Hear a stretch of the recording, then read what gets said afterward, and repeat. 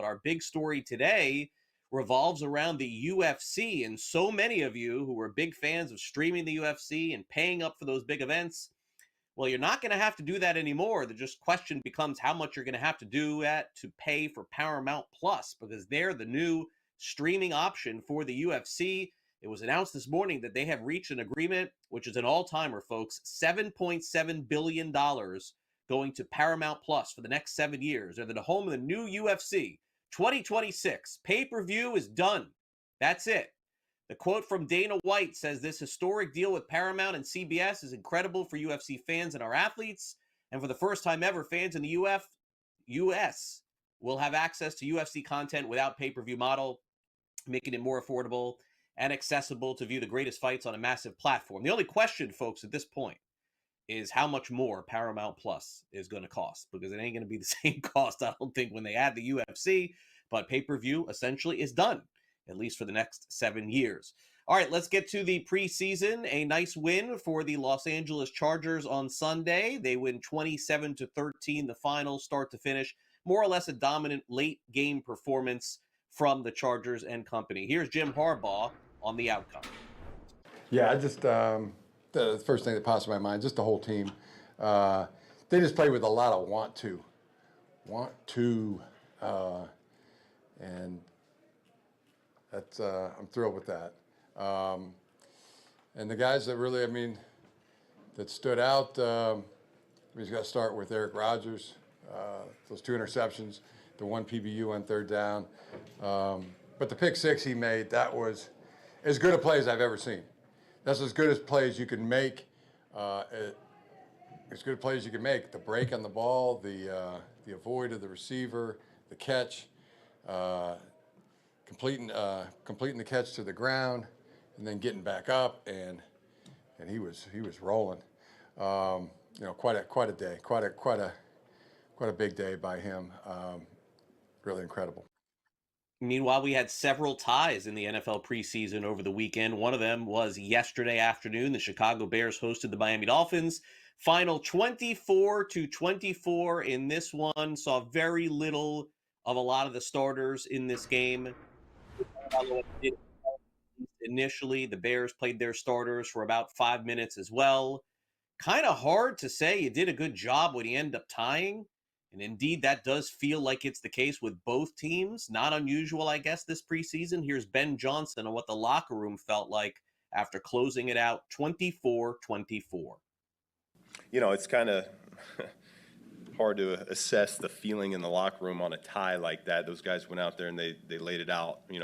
All those guys that were active, they did a great job going out there and competing. And you just don't know how to feel when it ends up being 24-24. It doesn't matter preseason or not. You go out there, they're keeping score, and you're playing to win. So, I say this. I think those guys, they did a phenomenal job going out there. The effort was there. The intensity was there throughout. I think a number of guys, knowing that there were no reserves behind them, they really fought through a lot, whether getting dinged up and having to come out for a few plays and coming back out. And looking to finish that game. Guys that come to mind, Jonathan Ford, you got Zach Pickens, you got Trey Flowers, you got Blackwell. It goes on and on and on. And so I think that's what stood out to me. It makes you proud as a coach when you see the guys go out there and give everything that they got. In a scrimmage last night, the Philadelphia Eagles played in front of their fans, but a very unfortunate potential injury to one of their best players, Landon Dickerson, carted off with an apparent leg injury. He's one of 5 guards who have made the Pro Bowl every year since 2022, and he had this injury, by the way, going into the game, apparently. Meanwhile, James Cook of the Buffalo Bills warmed up, but he opted not to play this weekend, still looking for a new contract with Buffalo. Jets did activate pass rusher Jermaine Johnson from the PUP list, and he's ready to go with the Jets. Also, one note, by the way, from that Dolphins-Bears outcome, ESPN just a minute ago reporting that running back Alexander Mattison, who the Dolphins acquired the offseason, will miss the entire season. So they're working out former Lions running back Jamal Williams today. All right, let's go over to Major League Baseball. Big weekend between the Cubs and Cardinals like it always is. Cardinals end up beating the Cubs yesterday 3-2, and they win 2 out of 3 in the series. Very impressive performance. St. Louis trying to stay in the race. Meanwhile, impressive for the Blue Jays yesterday.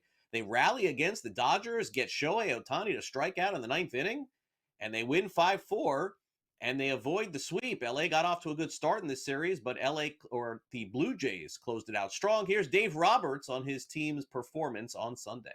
This is frustrating. This is frustrating because I just felt there's no way we should lose this game today, given the pitching performance that we got from Glass. And, they expended everyone in the pen, and we had them on the ropes numerous times. And for us not to win today is just a frustrating one. At bat and the bases loaded with 9, 1 out, you must have felt really good.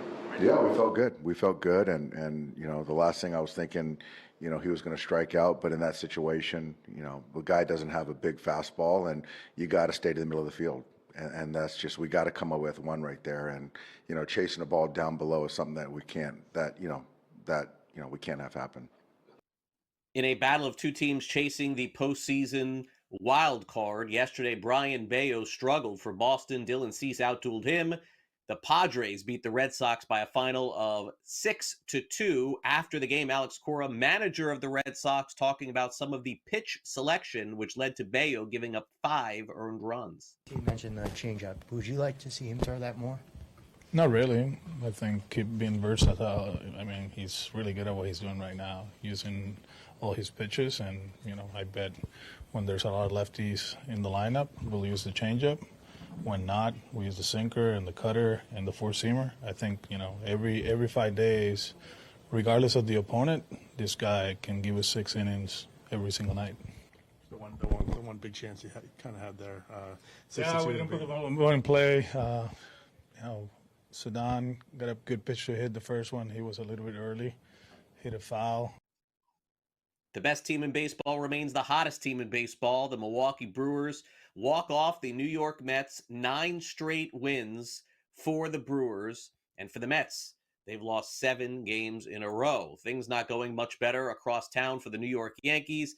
The Astros defeat them 7-1 in the Bronx. Houston wins 2 out of 3 in the series. How about Zach Wheeler? He made his return to the Phillies. Said he had a little shoulder soreness, but pitched very well yesterday. 5 innings, 2 earned runs, and the Phillies beat the Rangers 4-2. Cal Raleigh's on pace for 61 home runs and maybe an MVP. He hit his 45th home run of the season as the Mariners beat the Rays 6-3. And over in golf, Justin Rose wins the St. Jude Championship. He won it in a very exciting playoff against U.S. Open champion J.Spaun. Congratulations to Justin Rose for taking the St. Jude Championship on Sunday.